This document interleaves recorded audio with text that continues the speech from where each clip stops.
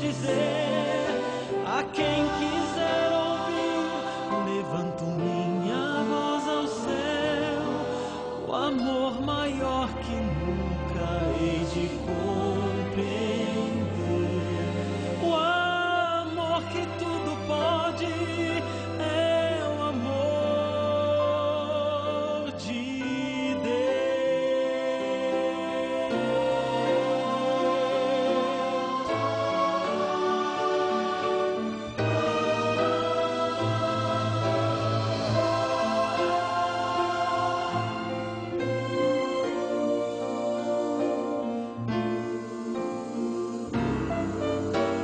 Que amor é esse que transforma o coração, que dá sentido à vida, que redime o pecador? Que amor é esse que concede salvação, justificando o homem sem contar o que passou? Que amor é esse que nos prometeu voltar para dar a vida eterna a quem nele apenas crer? Que amor é esse que a própria vida deu, deixando sua glória, vindo ao mundo para morrer?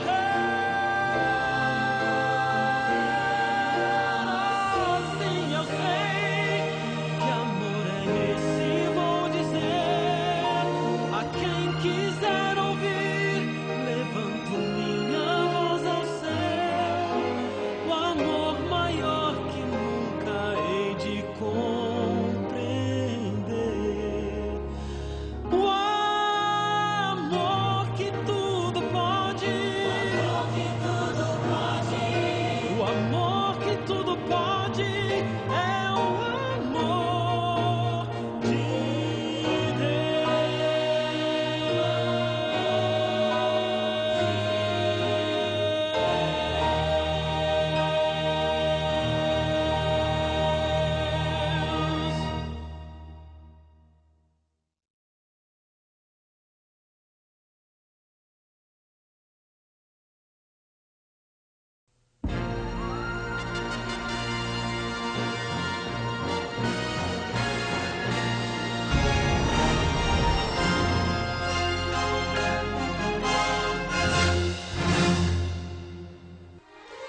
Olá, tudo bem? Hoje vamos estudar sobre o tema decisão. Sabe, na vida todos nós temos que tomar decisões. E no contexto do grande conflito entre o bem e o mal, também cada um tem que tomar uma posição, tem que tomar uma decisão. Por exemplo, aqui na Bíblia nós encontramos dois caminhos, o estreito e o largo. Cada pessoa terá que decidir em qual dos dois caminhos ele vai andar, como será a sua vida espiritual e qual será o seu futuro eterno. Sabe, a nossa eternidade depende da decisão que fazemos agora. E de acordo com a Bíblia, Deus nos faz chamados, nos faz convites, Deus nos convida a tomarmos importantes decisões. Aliás, nós tomamos decisões todos os dias, pequenas, médias e grandes decisões. Ouça o que está escrito aqui no livro de Marcos, no capítulo 16, versículo 15 e 16. Disse Jesus: Ide por todo o mundo e pregai o evangelho a toda criatura. Quem crer e for batizado será salvo. Quem, porém, não crer será condenado. Percebeu que nesse contexto aqui você também tem que tomar uma decisão? Primeiramente, Jesus diz: ide e pregai. Então eu vim aqui e estou pregando para você. Você está acompanhando essa série, estamos já no finalzinho dela. E você está ouvindo a palavra de Deus, como Jesus disse: ide e pregai. Depois Jesus disse: quem crer e for batizado será salvo. É importante que a pessoa creia, mas para que a pessoa possa crer, ela tem que ter uma base. E é por isso que você está fazendo o curso bíblico, para ter a base suficiente para você crer e aí tomar a sua decisão. Agora, isto não pode acontecer com uma criança recém-nascida. Um bebezinho, primeiro, ele não pode ser ensinado. Segundo, ele não tem capacidade para crer. Consequentemente, ele não pode ser batizado. Eu fui batizado quando era um bebezinho. E talvez você também foi batizado quando criança. Mas, de acordo com a Bíblia, não podemos batizar um bebezinho recém-nascido. O bebezinho deve ser apresentado a Deus na igreja. De acordo com a Bíblia, é preciso ensinar a pessoa. E se ela crer e for batizada, aí será salva. Mas se não crer, será condenada. Eu pergunto, você crê em tudo que estudamos até agora? Você aceitou no coração tudo que estudamos até agora? Então, se você crê, só lhe falta uma coisa: ser batizado. E você pode agora começar a pensar no seu batismo. E você pode procurar o seu instrutor bíblico, o seu pastor, o seu amigo do pequeno grupo, e você pode dizer: olha, eu quero ser batizado. Por favor, me diga o que eu tenho que fazer.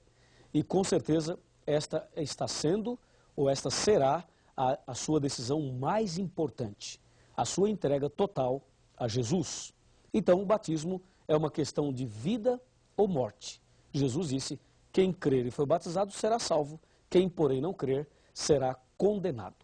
A palavra batismo vem do grego baptizo, que quer dizer mergulhar ou imergir. Esse é o significado da palavra batismo. Agora, o que significa a cerimônia batismal?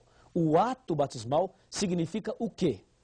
Me acompanhe e vamos analisar juntos o significado da cerimônia, do ato batismal, que é algo extraordinário, capaz de mexer até mesmo com o céu, com os anjos. Então vem comigo. Batismo.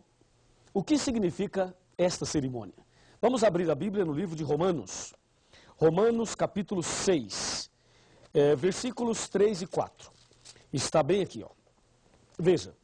Ou porventura ignorais que todos nós que fomos batizados em Cristo Jesus, fomos batizados na sua morte? Fomos, pois, sepultados com ele na morte pelo batismo, para que como Cristo foi ressuscitado dentre os mortos, pela glória do Pai, assim também andemos nós em novidade de vida. Viu? Batismo significa três coisas. Significa morte, sepultamento e ressurreição. Isso te lembra alguma coisa? Claro que sim. Lembra o que aconteceu com Jesus na cruz. Jesus morreu, foi sepultado e ressuscitou. Assim também, quem aceita Jesus no coração deve morrer para o pecado, deve sepultar os seus pecados e deve começar uma nova vida, ressuscitando para uma nova vida. Analisemos primeiro a morte. O estudo bíblico é para ensinar, orientar e levar a pessoa a tomar decisões de parar de fumar, parar de beber, parar com jogos de azar, deixar a vida mundana, abandonar os pecados. O estudo bíblico vai preparando você para você tomar estas decisões. Ou seja, cada vez que você decide abandonar um pecado, você está morrendo para o pecado. Compreendeu? Então você parou de fumar, morreu para o pecado. Parou de beber bebida alcoólica, morreu para o pecado. Parou de adulterar, morreu para outro pecado. Parou de falar mentiras, morreu para outro pecado. Você vai morrendo para o pecado paulatinamente, gradativamente. Tá certo? Aí chegou um ponto em que você morreu para o pecado, decidiu abandonar o pecado. Eu me refiro aos atos pecaminosos. Você tomou essa decisão. Agora que você morreu para o pecado, o que é que se faz com alguém que morre? O que é que se faz com um defunto? Você sabe, né? Morreu, enterra, sepulta. E o ato batismal, quando a pessoa entra no batistério para ser batizado, aquele ato ali é o ato do sepultamento. Porque antes você já morreu para o pecado. Agora é o sepultamento de toda a velha vida de pecados. E aí, quando o pastor tira você das águas, você estará ressuscitando para uma nova vida. Amém?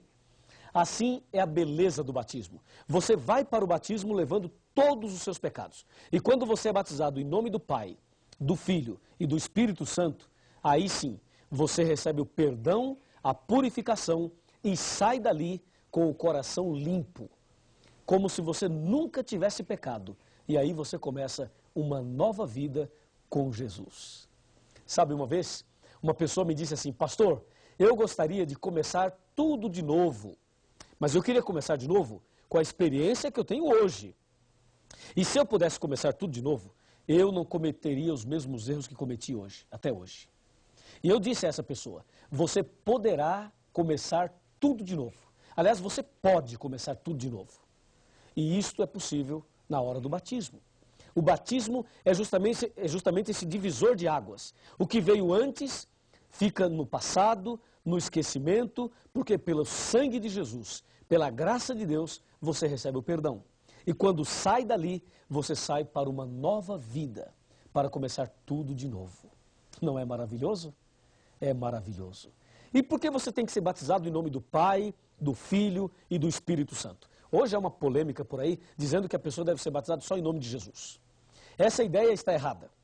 O batismo deve ser em nome do Pai, de Deus, em nome do Filho, Jesus, e em nome do Espírito Santo. Por quê? Porque o Espírito Santo é aquele que pega você na sarjeta espiritual, na lama do pecado, na ignorância, na dúvida. O Espírito Santo pega você perdido. Ele toca o seu coração, ele abre a tua mente, ele te leva ao estudo bíblico, ele te leva a tomar decisões e ele te leva a Jesus. Aí Jesus pega você e te justifica pela justiça dele, e te abençoa e intercede por você diariamente, porque foi ele que morreu por você. E aí Jesus te apresenta ao Pai, de maneira que um dia você voltará a refletir a imagem e a semelhança de Deus. Por isso o batismo é em nome do Pai, é em nome do Filho e é em nome do Espírito Santo. Por esta razão.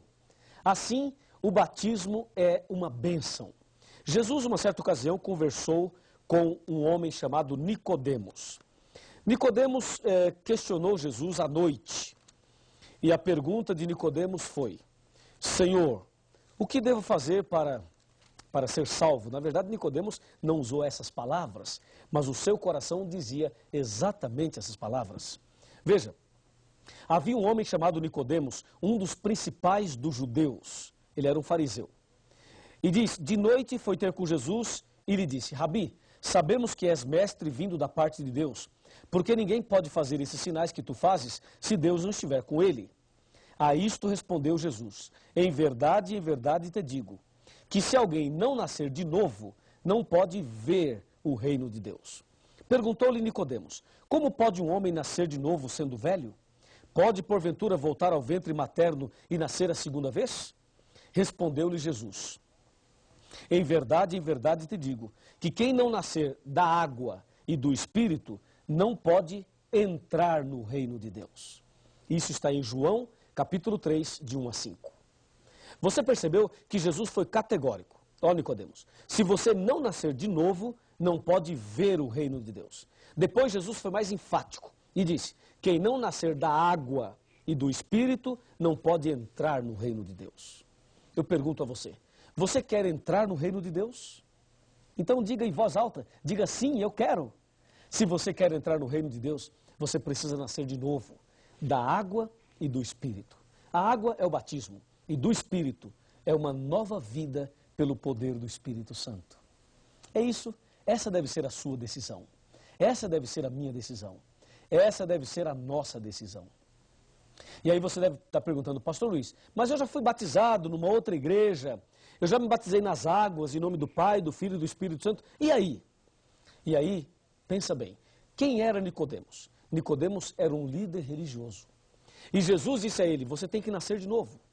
Sabe, meu irmão, se batismo é morte para o pecado, eu pergunto, o que é pecado? Pecado é a transgressão da lei. 1 João 3, verso 4. Se você já se batizou, mas numa igreja que não aceita a lei de Deus, não aceita os 10 mandamentos, então você não morreu para o pecado. E se você não morreu para o pecado, não poderia ter sido sepultado nas águas. Porque se alguém sepulta uma pessoa que não morreu, acontece um assassinato espiritual. É preciso então morrer para o pecado, ou seja, aprender a verdade sobre os 10 mandamentos. Aí, se você sabe a verdade e morre para o pecado, então a pessoa que morreu pode ser sepultada. Se você foi batizado numa igreja que não aceita os 10 mandamentos, quero te dizer agora, em nome de Jesus, necessário vos é nascer de novo. Ou seja, você precisa ser batizado. E se você um dia se batizou e abandonou a fé, abandonou a igreja e voltou para o pecado, e agora você está voltando para os braços de Jesus, eu vos digo, em nome de Jesus, necessário vos é nascer de novo. Você precisa fazer um concerto com Deus e ser rebatizado para começar hoje mesmo uma nova vida. Assim, o batismo traz alegria. Alegria para nós e alegria para Deus também. Veja agora a parte final desse estudo. Me acompanhe. Eu convido você a abrir a sua Bíblia agora e analisarmos Lucas capítulo 15. Vamos lá? Lucas capítulo 15. Nós vamos ver o versículo 7 de Lucas 15. Está bem aqui, ó. Lucas capítulo 15, versículo 7. Achou? Veja lá. Diz assim: digo-vos que assim haverá maior júbilo ou alegria no céu por um pecador que se arrepende, do que por 99 justos que não necessitam de arrependimento. Viu? A palavra de Deus diz que há alegria no céu por um pecador que se arrepende.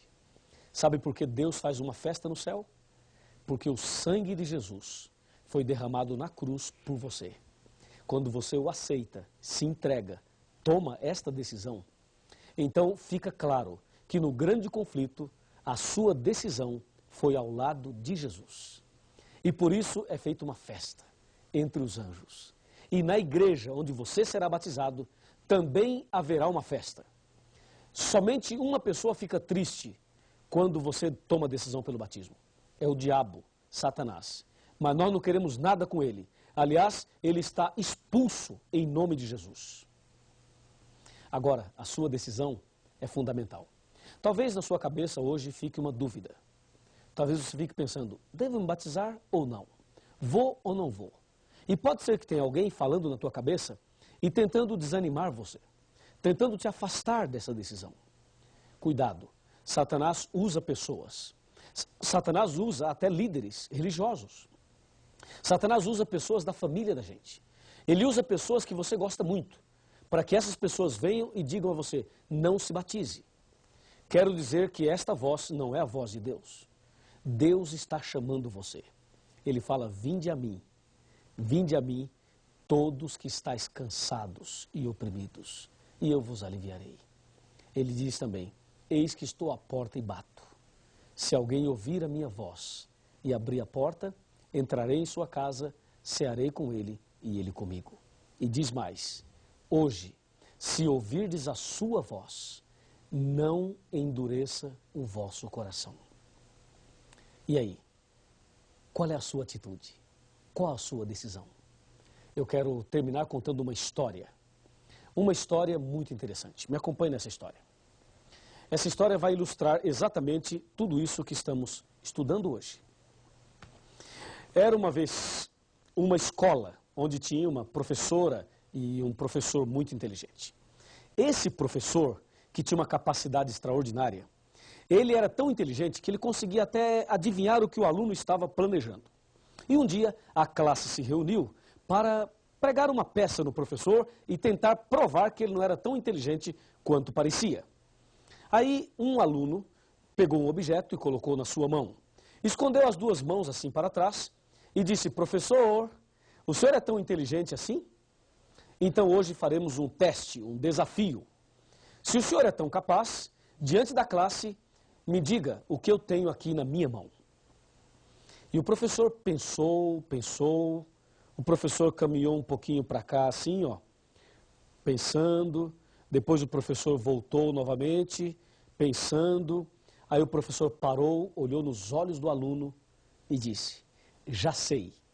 E quando o professor dizia, já sei, é porque ele sabia mesmo. E o professor disse, você tem um passarinho na sua mão.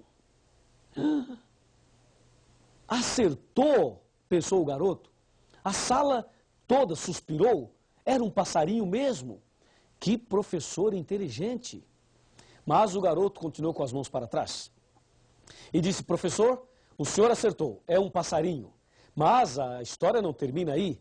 Eu quero que o senhor me diga agora uma outra coisa. O passarinho está vivo ou morto? Perguntou o garoto. E ele se armou, se preparou e pensou de si para si. Se o professor falar, está morto, eu digo não, está vivo. Mas se o professor diz está vivo, eu mato aqui atrás e digo não, está morto. Então agora não tem saída. Vai, professor, diz aí, está vivo ou morto? Perguntou o garoto. Ele estava muito feliz, com a certeza de que ia conseguir deixar o professor numa situação difícil. O professor novamente abaixou a cabeça, pensou, andou um pouquinho para cá, depois esse professor voltou para cá, pensando um pouquinho mais, aí o professor parou, olhou nos olhos do garoto e disse, já sei. E quando ele dizia já sei, é porque ele sabia mesmo. E o aluno falou, diz aí, professor, então fala, qual a resposta? E o professor disse, querido aluno e querida classe, se o passarinho está vivo ou morto, eu não sei. Mas uma coisa eu sei, a decisão está nas suas mãos. Uau!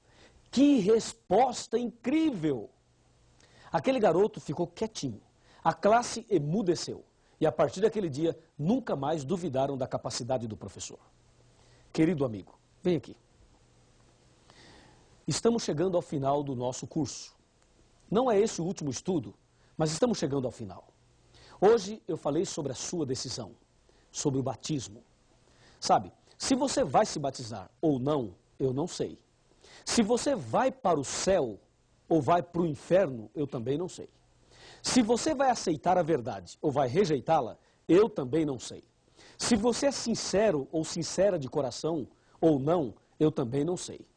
Mas uma coisa eu sei, a decisão está na sua mão. Você decide, você escolhe. E eu já sei qual é a sua decisão. É a mesma minha, é a decisão de ser batizado.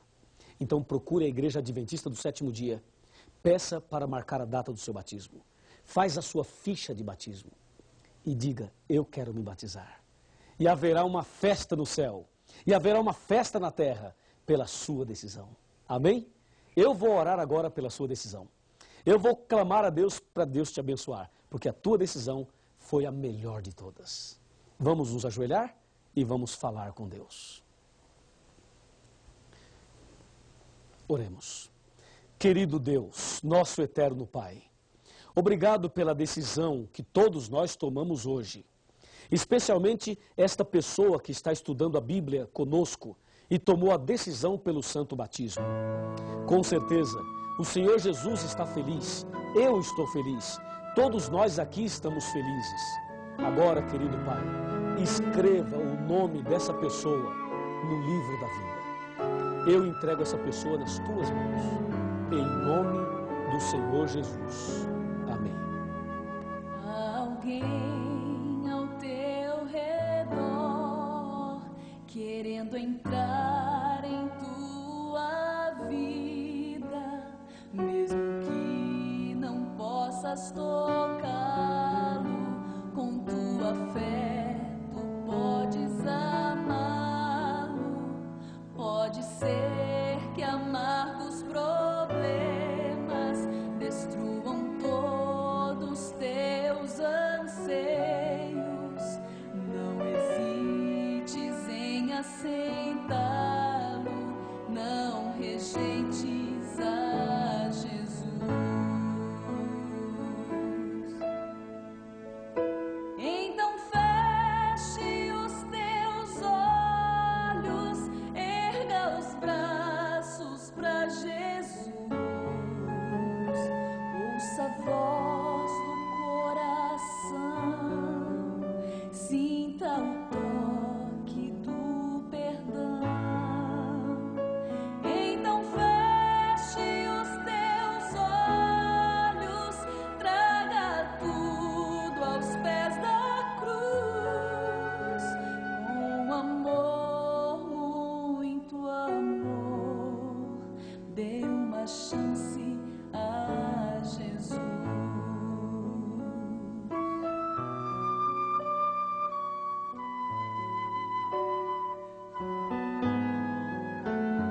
Ao nascer de um novo dia e o lindo sol te der alegria, a esperança possa brotar em tua vida e a emoção voltar a sentir. Saibas que não é fantasia, este é o amor de Deus te tocando, e por ti doou o seu filho para que morresse em teu lugar. Então feche os teus olhos, erga os braços para Jesus, ouça a voz do coração, sinta o toque do perdão. Então feche os teus olhos, traga tudo aos pés da cruz, com amor, muito amor, dê uma chance a Jesus. Com amor, muito amor, dê uma chance a Jesus.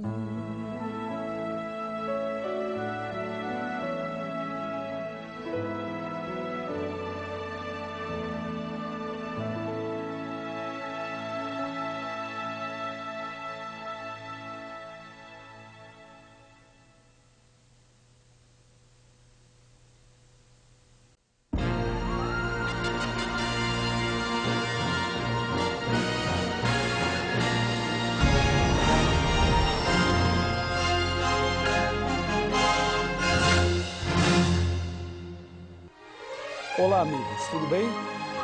Estamos agora no momento importante do nosso curso. Hoje é o nosso último estudo desta série. Mas esse tema não termina aqui, esse curso não para por aqui. Você pode fazer muito mais, se aprofundar muito mais e conhecer muito mais a palavra de Deus. O tema de hoje é o fim do grande conflito. E dentro desse tema estudaremos a volta de Jesus. Apocalipse capítulo 21, versículos 1, 2, 3 e 4 diz: Vi novo céu e nova terra, pois o primeiro céu e a primeira terra passaram, e o mar já não existe. Vi também a cidade santa, a nova Jerusalém, que descia do céu da parte de Deus, ataviada como noiva adornada para o seu esposo. Então ouvi grande voz vinda do trono dizendo: Eis o tabernáculo de Deus com os homens. Deus habitará com eles. Eles serão povos de Deus, e Deus mesmo estará com eles. E lhes enxugará dos olhos toda lágrima, e a morte já não existirá. Já não haverá luto, nem pranto, nem dor, porque as primeiras coisas passaram. E aquele que estava sentado no trono disse: Eis que faço novas todas as coisas. E acrescentou: Escreve, porque estas palavras são fiéis e verdadeiras. Querido amigo, querida amiga, meu irmão e minha irmã, em breve Jesus vai voltar. Apocalipse 1, verso 7 diz: Eis que vem com as nuvens e todo olho verá. Lá em São Mateus capítulo 24, os discípulos conversando com Jesus perguntaram, interrogaram da seguinte maneira. Mateus 24, verso 3. No Monte das Oliveiras achava-se Jesus assentado. Quando se aproximaram dele os seus discípulos em particular e lhe pediram: Quando sucederão essas coisas? E que sinal haverá da tua vinda e da consumação do século? A pergunta aqui envolve duas questões. A primeira é quando? E a segunda, que sinais haverão ou haverá? É o que nós vamos ver agora. Alguns desses sinais e também vamos saber a resposta da pergunta quando. Essa pergunta quando envolve tempo e os sinais envolvem os acontecimentos. Então, por favor, me acompanhe nesse raciocínio. A palavra de Deus apresenta então a pergunta, o questionamento dos discípulos. Quando sucederão essas coisas? A primeira pergunta é quando? E a resposta está no verso 36 de Mateus 24. Jesus respondeu claramente, mas a respeito daquele dia e daquela hora, ninguém sabe, nem os anjos do céu, nem o Filho, mas somente o Pai. Ou seja, o dia da volta de Jesus não foi revelado ao homem. O ser humano não sabe, somente Deus sabe. E Deus não nos revelou o dia sabiamente, porque se Ele revelasse o dia da volta de Jesus, as pessoas deixariam para se preparar na última hora. E aí o preparo não seria por amor, e sim por medo ou por desespero. Aliás, existem 3 grandes acontecimentos na vida do homem que nós não sabemos o dia, nem a hora, nem o mês e nem o ano. Primeiro, o dia da morte. Ninguém sabe o dia que vai morrer. Segundo, o dia do fechamento da porta da graça. Também ninguém sabe. E terceiro, o dia da volta de Jesus. É ou não é? Agora, com respeito aos sinais, Jesus deixou vários sinais. Aqui em São Mateus, também em outras partes da Bíblia. Por exemplo, Jesus falou que a ciência se multiplicaria. Está lá em Daniel capítulo 12.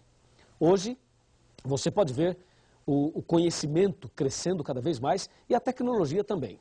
Por exemplo, você está me assistindo agora numa fita VHS, ou num DVD, ou num VCD, no computador, ou na televisão. De alguma forma você está assistindo esse estudo bíblico.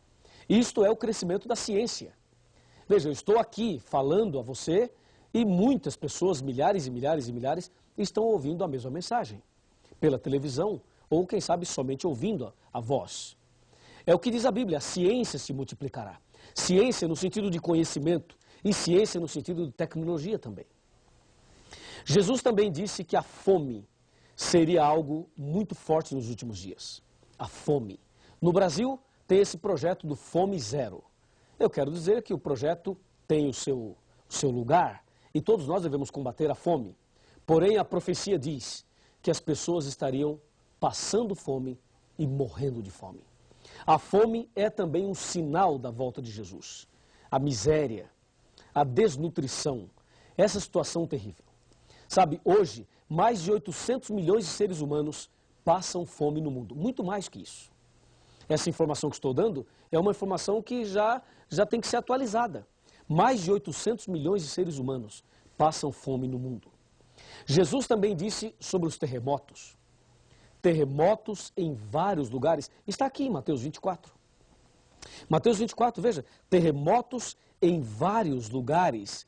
Está escrito aqui, ó, versículo 4, versículo 5, versículo 6, versículo 7 e versículo 8.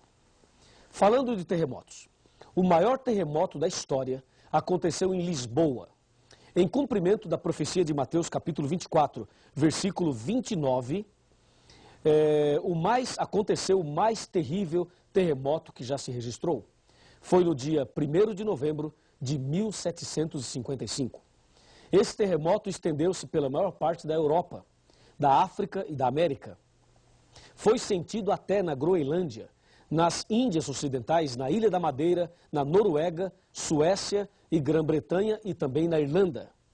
Esse terremoto abrangeu uma extensão de mais de 10 milhões de quilômetros quadrados.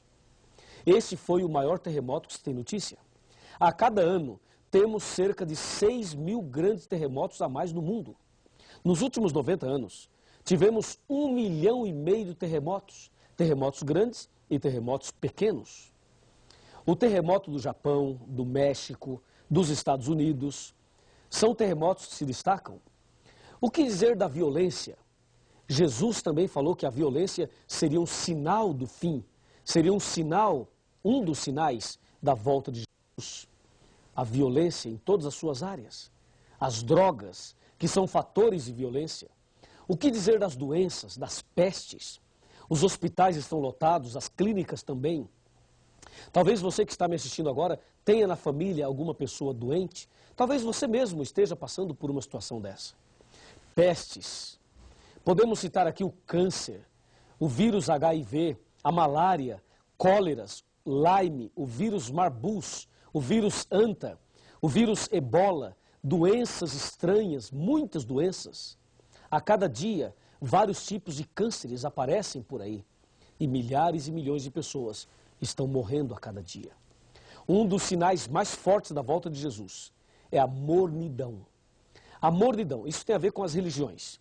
As pessoas que são religiosas, porém são mornas. Sabe, são membros de igreja, mas estão mais mortas do que vivas. Essa mornidão, as pessoas pegam a Bíblia, mas não tem vibração no coração, não tem alegria na vida, não vibra com a palavra de Deus. Há muita gente que tem nome de cristão, mas já morreu faz tempo.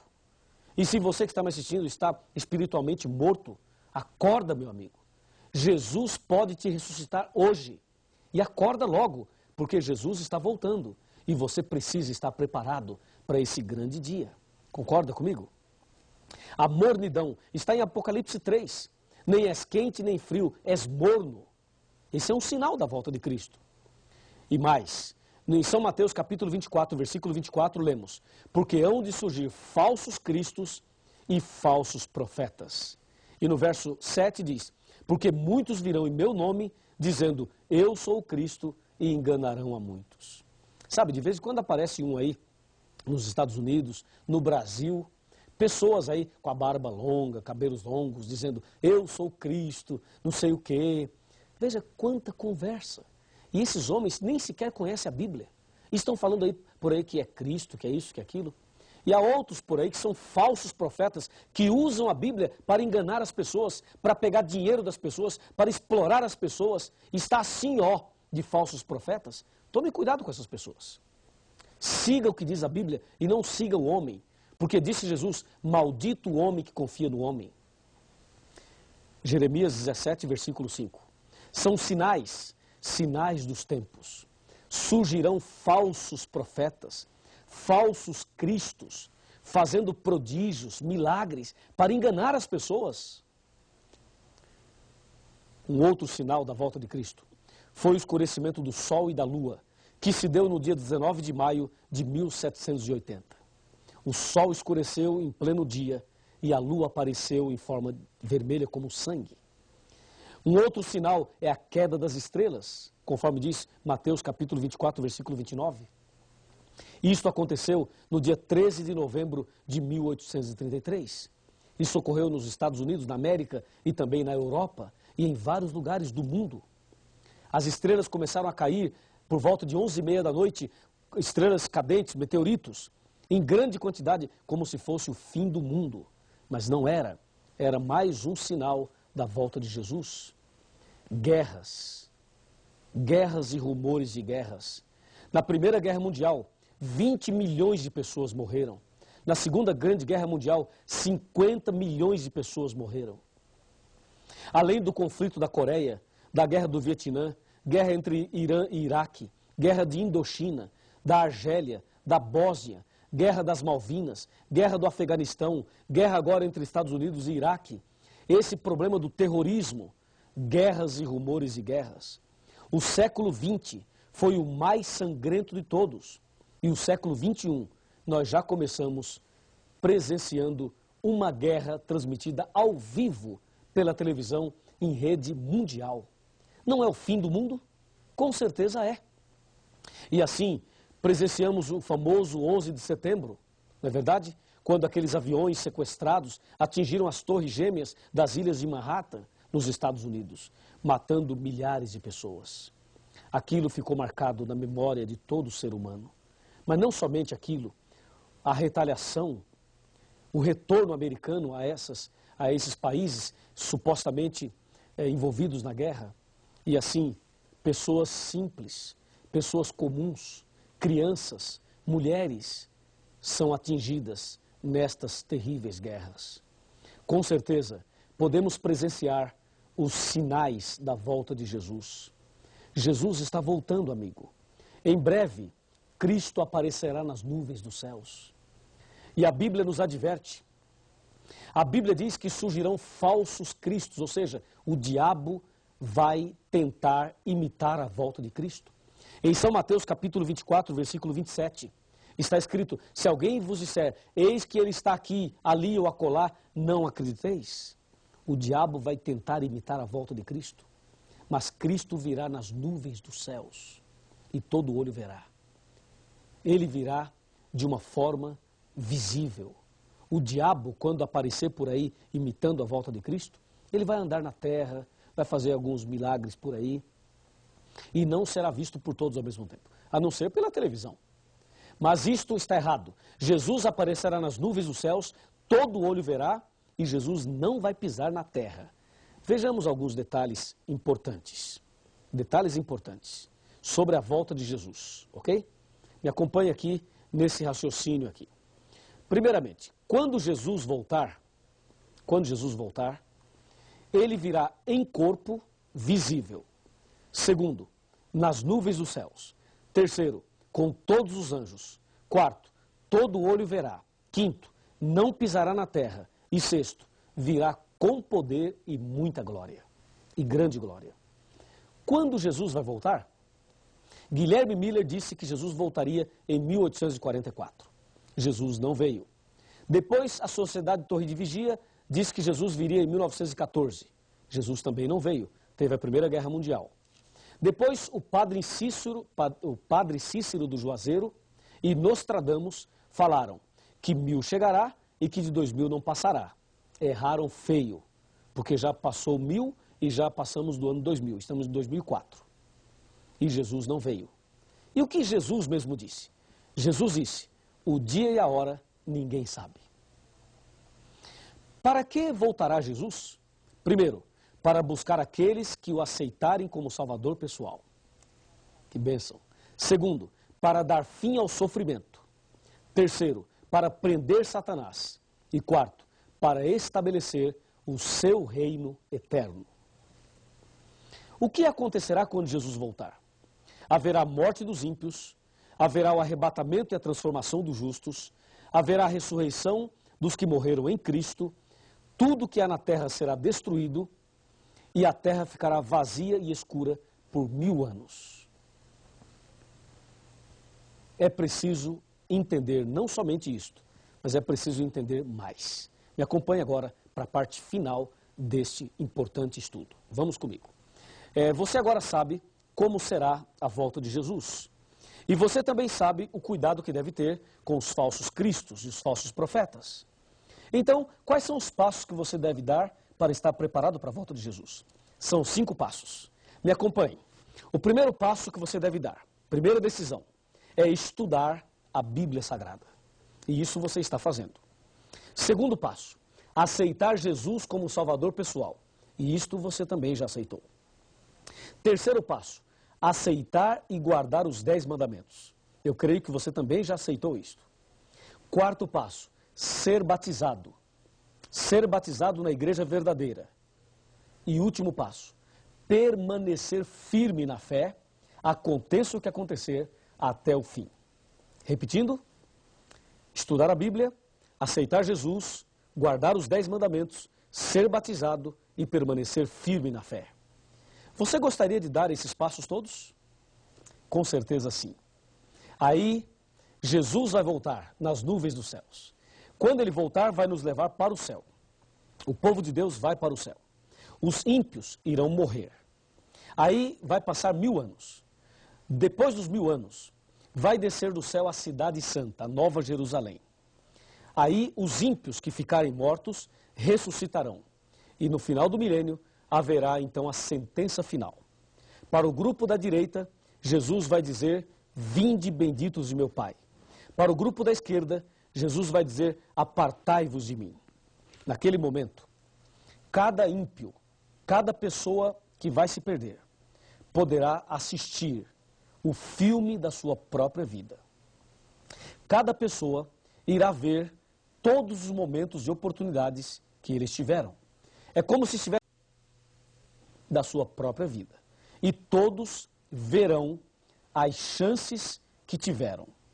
E aí todos os ímpios que irão se perder reconhecerão que Deus é justo, que Deus é perfeito e que Deus é amor. Depois que todos olharem e assistirem às cenas da vida, não haverá dúvida nenhuma. Não haverá. E naquele instante, as pessoas poderão ver, inclusive, este momento. Porque este momento está sendo filmado e registrado por Deus. Se você se perder, verá esta cena naquele dia. Se você perder sua salvação, não vai dizer que não sabia e que não teve chance, porque você sabe e está tendo a chance agora. Entendeu? Aí depois que todos assistirem o filme da própria vida, inclusive Satanás vai ver o filme da vida dele, e com certeza o filme da vida dele é um filme de terror. Então naquele instante, todo joelho se dobrará diante de Jesus. E vai se cumprir Filipenses 2, capítulo 2, em que diz, todo joelho se dobrará diante de Cristo, porque ele recebeu um nome que está acima de todos os nomes. Imagina, todo mundo se curvando diante dele. O próprio Satanás irá se ajoelhar e reconhecer que Deus é amor. Na verdade, no processo do juízo e no processo do conflito, o que estava em jogo era também o caráter de Deus. Deus se deixou julgar. Deus também fez o nosso julgamento, mas ele se deixou julgar. E no final do conflito, ficará claro que Deus é amor. E todo joelho então se dobrará. Logo após isso, vai acontecer uma coisa emocionante, terrível e emocionante. Deus, ou Jesus, vai dar adeus a todos os ímpios. E naquele instante, eles serão destruídos. Mas o diabo vai arregimentar a multidão para tentar tomar a cidade santa. E aí vai descer fogo do céu, misturado com enxofre, e todos eles serão queimados. Queimados e reduzidos a pó. E esse mesmo fogo que vai queimar os ímpios, irá purificar a terra. E nós teremos um novo céu e uma nova terra. Quando os ímpios forem queimados, provavelmente terá alguém que nós conhecemos, alguém que nós amamos, pode ser um pai, uma mãe, um marido, a esposa, um filho, uma filha, uma pessoa querida por você. Pode ser que uma dessas pessoas esteja do lado de fora e pode ser que você esteja do lado de dentro. E esta pessoa pode estar sendo queimada lá. Eu pergunto, será que você vai ficar feliz dentro da cidade santa, vendo o seu parente sendo queimado? Com certeza não. Com certeza nós vamos chorar. Eu vou chorar. Você vai chorar. E eu acredito mais.